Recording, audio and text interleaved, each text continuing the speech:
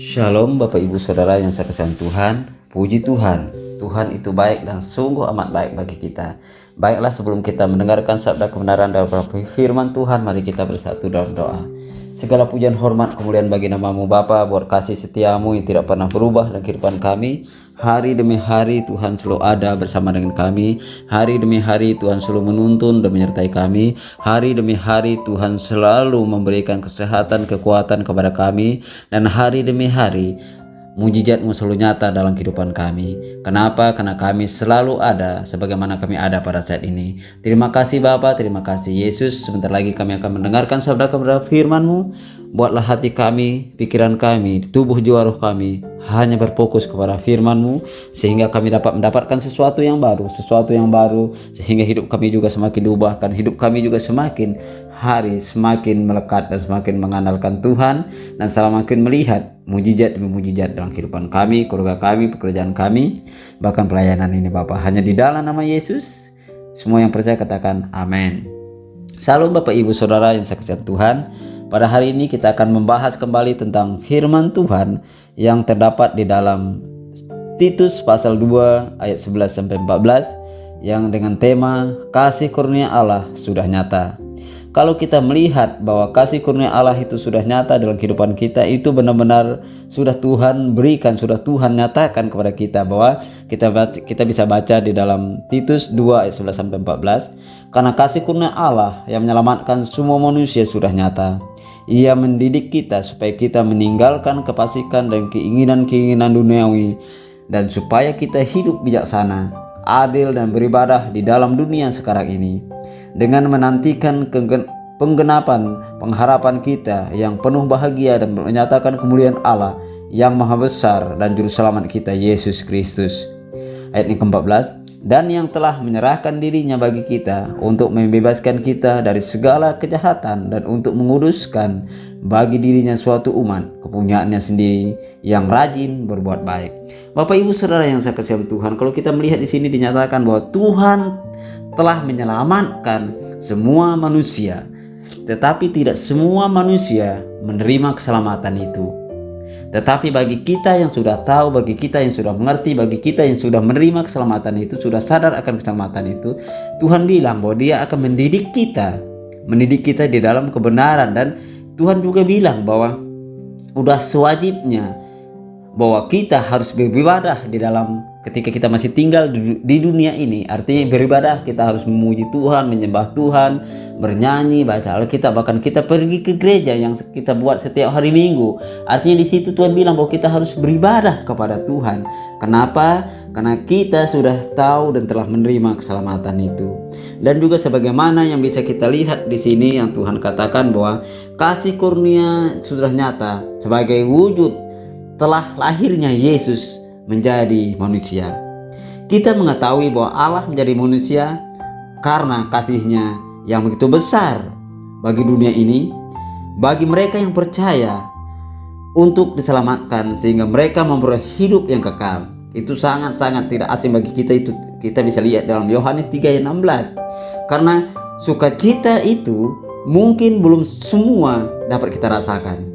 Karena pergumulan, persoalan yang kita hadapi sama seperti pada masa itu masih banyak terjadi penjajahan, merupakan pengharapan agar semakin dikuatkan. Penjajahan itu artinya kita mungkin masih dijajah oleh kekhawatiran, kita masih dijajah oleh keegoisan kita mungkin masih dijajah oleh keinginan daging kita masih dijajah oleh kemalasan kita untuk beribadah, untuk memuji Tuhan. Itu diumpamakan sebagai penjajahan dalam diri kita. Dan juga mungkin kita masih dijajah oleh ketidakadilan, oleh kemiskinan, oleh penderitaan. Dan ini merupakan suatu pengharapan yang mungkin tidak kita lihat. Tetapi kita perlu tahu bahwa sebelum itu Yesus telah menyelamatkan kita. Arti menyelamatkan adalah kita berada dalam suatu bahaya sehingga ada orang yang datang menyelamatkan. Salah satu contoh, ketika kita menjadi seorang nelayan dan kita kanam di tengah lautan dan kita tidak tahu mau kemana, dan datanglah tim SAR untuk menyelamatkan. Itulah arti sebuah penyelamatan secara sederhananya. Yesus menyelamatkan kita dari ketidakpengetahuan kita tentang Yesus dan dari lumpur dosa. Dan yang pertama adalah kasih karunia itu menyelamatkan. Cenderung manusia berbuat dosa atau dosa asal merupakan hal yang tidak terbantahkan. Ada godaan, keinginan tubuh, serta naluri kesombongan yang dipelintir oleh setan membuat manusia terus berbuat dosa dan tidak mudah lepas dari jeratnya. Dan dari sudut pandang duniawi, memang bisa dikatakan perbuatan dosa dapat merasakan enak sesaat. Akan tetapi kita tahu bahwa perbuatan itu melanggar perintah Tuhan dan tidak disukai olehnya. Oleh karena itu, Alkitab berkata, semua manusia telah berbuat dosa. Dari sudut pandang keadilan dunia, perbuatan dosa yang kecil mungkin dapat ditebus dengan denda. Perbuatan dosa yang setengah atau pekerja sosial mungkin dapat dikatakan dosa yang dilakukan tidak begitu membuat kita mati dan jatuh dalam dosa. Tetapi kalau kita melihat lagi bahwa di mata Tuhan besar dan kecil dosa itu adalah sama. Artinya Bapak Ibu, apapun pelanggaran dan dosa kita, Tuhan telah tebus dan Dia telah memberikan karunia keselamatan bagi saya dan saudara, sehingga kita berhak untuk menerima keselamatan itu. Kita diselamatkan Tuhan bukan hanya dari dosa. Kita diselamatkan Tuhan bukan hanya karena kita jatuh dalam dosa dan Tuhan mati bagi kita dan dosa kita diampuni. Tidak. Kita diselamatkan Tuhan dari kemiskinan, kita diselamatkan Tuhan dari kekhawatiran, kita diselamatkan Tuhan dari kekuasaan daging kita. Bahkan ketika kita diselamatkan, Tuhan bilang bahwa Dia pergi lagi ke surga untuk menyediakan tempat bagi kita. Artinya kita mendapatkan upah daripada Yesus ketika Dia memberikan keselamatan kepada kita. Kita bisa melihat juga ini di dalam 2 Timotius 1 ayat yang ke-10. 2 Timotius 1 ayat yang ke-10 berbunyi demikian. Dan yang sekarang dinyatakan oleh kedatangan Juru Selamat kita Yesus Kristus, yang oleh Injil telah mematahkan kuasa maut dan mendatangkan hidup yang tidak dapat binasa. Bapak Ibu Saudara yang saya kasih dalam Tuhan, di sini sangat jelas bahwa Yesus telah datang dan mematahkan kutuk itu sehingga kita mendapatkan hidup yang kekal, yaitu hidup di dalam Yesus. Dan maksud dengan kasih ini atau dengan kemurahan Allah itu tentu menuntun kita kepada pertobatan. Kasih karunia Tuhan itu menuntun kita kepada pertobatan. Kita lihat di dalam Roma pasal yang kedua ayat yang keempat berbunyi demikian. Roma 2 ayat keempat berbunyi demikian. Maukah engkau menganggap sepi kekayaan kemurahannya, kesabarannya, dan kelapangan hatinya? Tidakkah engkau tahu bahwa maksud kemurahan Allah ialah menuntun engkau kepada pertobatan? Di sini sangat jelas sekali Yesus berkata kepada kita bahwa Dia menuntun kita kepada pertobatan.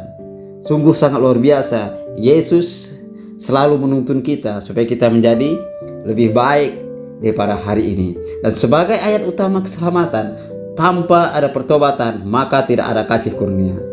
Sebab itu Yohanes Pembaptis dan Yesus sendiri sejak awal mengobarkan bahwa manusia bertobat, yaitu dari dosa kepada kehidupan yang kekal. Dan juga Dia mengatakan kepada kita bisa melihat juga di dalam Galatia 2 ayat 21. Bapak Ibu bisa membaca ini di rumah, dan masih banyak ayat-ayat yang lain yang Tuhan katakan kepada kita.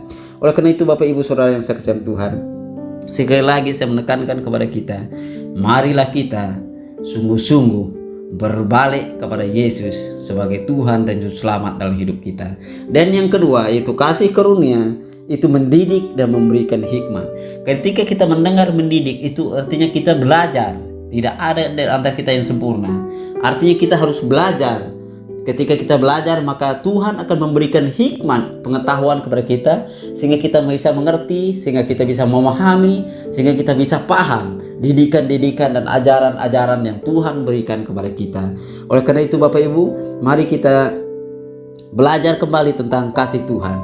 Kasih karunia dengan Roh Kudus akan mendidik dan memimpin hidup kita agar meninggalkan kefasikan dan keinginan-keinginan duniawi. Meninggalkan kefasikan berarti berhenti membuat orang lain atau sesama susah, selalu ramah dan bersikap lemah lembut terhadap semua orang, dan jauh dari pertengkaran, hidup dalam hidup dalam kejahatan dan kedengkian, keji dan saling membenci, itu ketika kita belum mengenal Tuhan. Tetapi ketika kita sudah mengenal Tuhan, ketika kita sudah diselamatkan, Tuhan bilang jangan lagi kita bertengkar, kita harus ramah seorang sama yang lain. Dan juga Tuhan bilang bahwa meninggalkan keinginan duniawi berarti tidak hidup dalam kejahilan, taat, tidak sesat, dan tidak membagi kalau sering kita lihat itu tentang bagaimana kita ngerumpi itu artinya kita menjelek-jelekkan orang. Ketika kita sudah diselamatkan itu tidak lagi menjadi kesenangan kita, tapi kesenangan kita ketika kita berkumpul bertemu dengan teman-teman kita menceritakan kebaikan, kebesaran yang Tuhan buat di dalam hidup kita. Oleh karena itu Bapak Ibu Saudara yang sekasihan Tuhan, mari kita fokus kepada perubahan yang Tuhan inginkan dalam diri kita. Karena Tuhan menginginkan kita berubah dari sikap buruk kita menjadi sikap yang lebih baik. Kita yang sudah beroleh kasih karunia itu harus penuh hikmat dengan cara hidup bijaksana. Dalam arti melihat semua persoalan hidup dari sudut pandang atau kacamata rohani, atau seperti Tuhan melihat masalah itu adalah masalah yang biasa-biasa saja, bukan dari sudut pandang duniawi. Karena kalau kita melihat masalah dari sudut pandang duniawi, maka kita akan menyerah.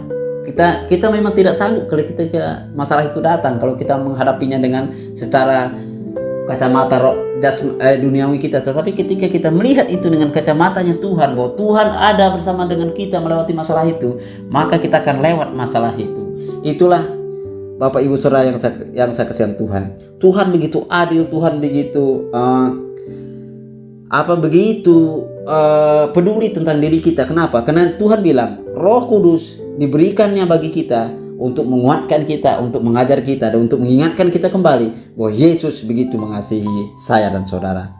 Oleh karena itu Bapak Ibu, sekali lagi saya tekankan kepada kita, mari kita sebagai orang percaya atau sebagai jemaat Shalom, mari kita berbalik untuk memuji dan menyembah Tuhan di dalam hidup kita, dalam keluarga kita, dalam pekerjaan kita. Mari kita bangkit berdiri. Terima kasih Bapa, terima kasih Yesus, terima kasih Roh Kudus buat kebaikan dan kemurahan-Mu yang begitu besar yang telah Tuhan berikan buat kami.